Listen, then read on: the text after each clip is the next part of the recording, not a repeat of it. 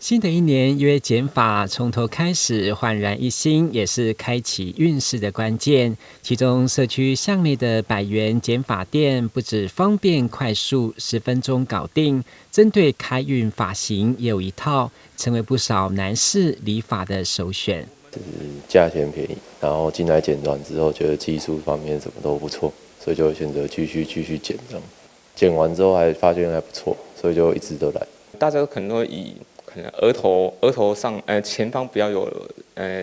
太长的头发去遮掩到，所以大家都会相对去修边去修利落一点。那额头这边的头发都相对剪短一些，让它可以很抓蓬露出额头，让大家的运势会比较开阔一点的感觉，这样子。老板年纪轻轻，选择100元理发店来创业，虽然非科班出身，不过不断精进，累积服务经验，目前1个月已经有破1000位客人上门，加上没有洗和染，相对单纯，在草创时期减少成本，努力的耕耘，收入已经比一般上班族高。同时有趣的是，理发厅取名地方法院，让客人上法院来理发，也令人会心一笑。我想说过年前来剪个短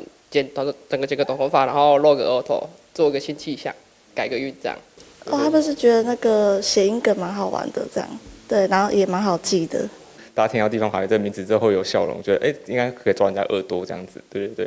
然后后来我们想说，如果我们再经营稳一点，那如果之后想要再做精致一点的、客制化一点，我们就可以再采取往高等法院或者最高法院的这个路上去迈进，这样子。在 AI 浪潮席卷之下，减法这一项技术性的服务并不容易被取代，加上经营有方，也让业绩稳定成长。不过从前年开幕至今，为了抗通膨和房租压力，今年起还是小涨，但贴心提醒有推减法卡，买10送2，欢迎大家上法院按铃，判法公道哦。记者郭文吉台南报道。